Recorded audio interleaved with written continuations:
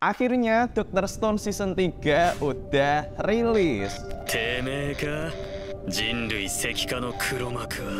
Senku akan melanjutkan perjalanannya untuk membangkitkan peradaban manusia dari zaman batu. Dan berhubung season baru ini udah mulai tayang, kita akan lanjut lagi untuk membahas dan membuktikan berbagai eksperimen yang ada di Dr. Stone lagi. Kali ini kita akan membuktikan eksperimen yang ada di episode 1 season 3 ini. Ini adalah sebuah eksperimen sederhana yang sangat menarik, di mana Senku membuat sebuah alat pendeteksi asam primitif yang ini sangat penting untuk persiapan proses bertani atau bercocok tanam. Sebelum kita masuk spesifik ke eksperimennya, mungkin aku akan memberi review sedikit terkait dengan Dr. Stone Season 3 ini, karena ini adalah season yang sangat-sangat menarik. Dr. Stone Season 3 ini bertajuk Dr. Stone New World, yang menunjukkan bahwa di season ini kita akan masuk di dunia yang baru, yang ini benar-benar berbeda dengan season sebelumnya. Di season 1, konteksnya Senku masih berusaha membangun peradaban secara perlahan-lahan karena memang dia masih harus memulai segalanya dari nol, sambil berusaha untuk mengambil hati dari warga desa Ishigami. Di season 2, bertajuk Dr. Stone Wars, fokusnya adalah pengembangan teknologi untuk persiapan peperangan melawan kerajaan Tsukasa, yang tujuannya adalah untuk mengambil kembali kendali atas gua keajaiban, tempat cairan asam nitrat untuk menyelamatkan orang dari pembatuan. Adapun di season 3 ini dunianya udah bener-bener berubah. Peperangannya udah selesai dan teknologi dasar pun udah terpenuhi. Sekarang fokusnya adalah untuk perkembangan peradaban lebih jauh lagi, sekaligus untuk mencari sumber penyebab fenomena pembatuan yang terjadi di bumi. Nah, setelah aku menonton beberapa episode yang ada di season 3 ini, aku tuh ngerasa kalau teknologi yang ada di season ini itu udah makin canggih dan makin rumit. Dan gak hanya itu, semua teknologi canggih itu tadi dibuat dalam waktu yang relatif lebih singkat. Jadinya rasanya kayak bentar-bentar itu langsung ada teknologi baru, langsung jadi barang-barang baru gitu loh. Di satu sisi mungkin bakal ada yang ngerasa kayak, loh kok kayak gampang banget sih bikin teknologinya, bikin penemuannya, seakan kayak berkurang feel science-nya. Mungkin ada yang ngerasa kayak gitu, adakah yang ngerasa kayak gitu teman-teman? Tapi di sisi lain, kita juga harus menyadari bahwa memang di sini tahap perkembangan teknologinya itu memang udah berubah teman-teman. Karena teknologi-teknologi dasarnya udah terpenuhi, jadinya untuk mengembangkan teknologi lain yang lebih canggih ini butuh waktu yang relatif lebih singkat. Ini sebagaimana dengan grafik pertumbuhan teknologi yang ada di masa sekarang. Kalau kita bandingin beribu-ribu tahun yang lalu, perkembangan teknologi itu sangatlah lambat, sementara yang di tahun-tahun sekarang itu perkembangannya benar-benar langsung sangat eksponensial. Mungkin bisa kita ambil inspirasi dari situ. Dan juga meskipun nggak seintens yang season-season sebelumnya, di animenya ini pun masih dijelasin kok terkait dengan prinsip-prinsip sains dari teknologi yang dikembangkan oleh Senku. Dan masih bagus juga sih kalau menurutku. Gimana kalau menurut kalian? Aku masih sangat enjoy sih untuk nonton Dr. Stone Season 3 ini. Apalagi pas ketika udah lewat episode 4. Gila, ini udah bener-bener mulai gila lagi ini episodenya. Dan itulah kenapa kita akan lanjut untuk melakukan eksperimen yang ada di Dr. Stone.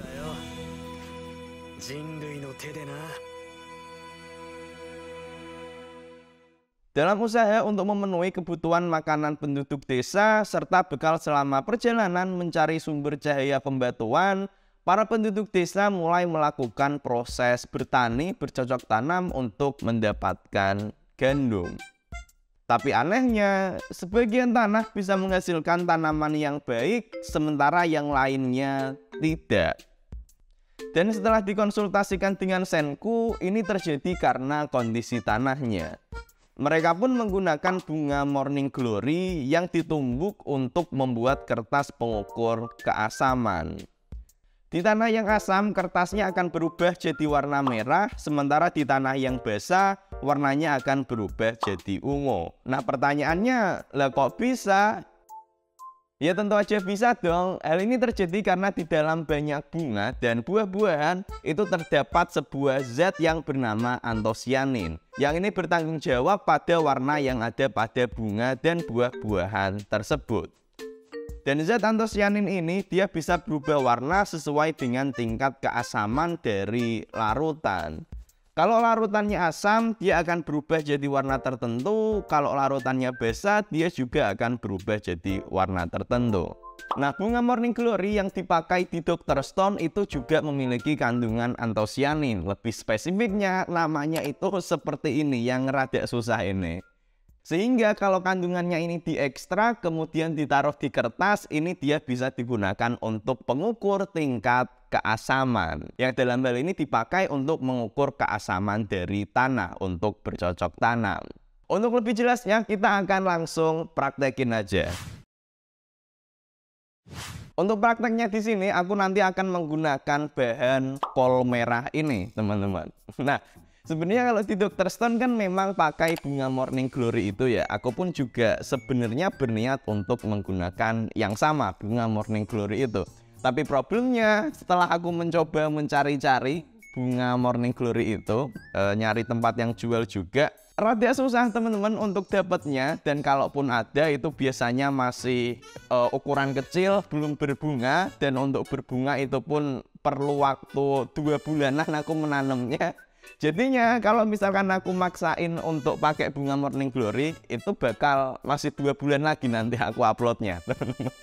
Nah makanya di sini aku menggunakan bahan lain, menggunakan kol merah, tapi prinsipnya sama karena di sini dia juga sama-sama memiliki kandungan zat antosianin. Nah jadi kita akan menggunakan ini ya, nggak apa-apa ya, karena prinsipnya sama. Oke, aku langsung aja. Jadi aku akan potong-potong dulu untuk kolnya ini. Yo.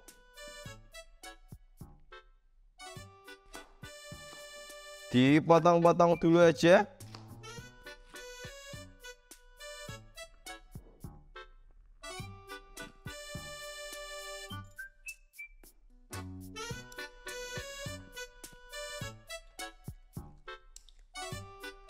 Oke, nah di sini airnya udah mulai berubah warna. Biar lebih jelas di sini aku saring aja deh.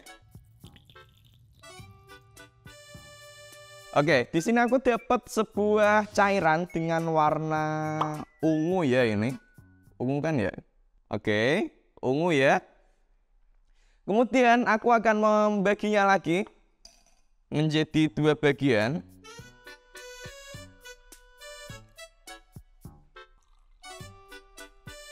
Oke, di sini udah siap 2 larutan biru hasil dari kol merah. Dan kita akan mengujinya dengan larutan asam dan larutan basa. Harusnya kalau misalkan eksperimen ini berhasil, ini nanti warnanya akan berubah, berbeda dua-duanya.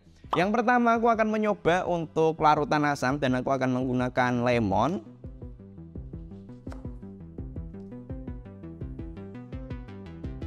Langsung kita peras saja, ini untuk yang asam ya.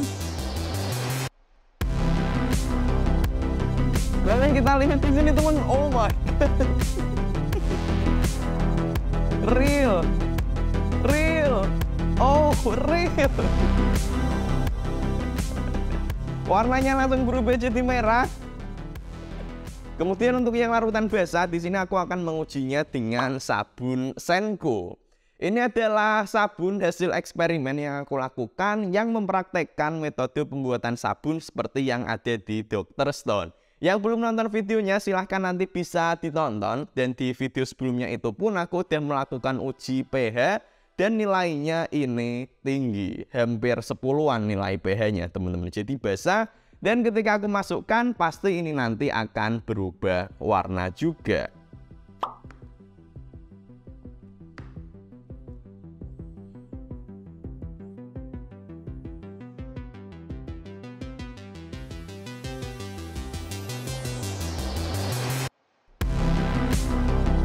Apakah warnanya berubah? Dan oh.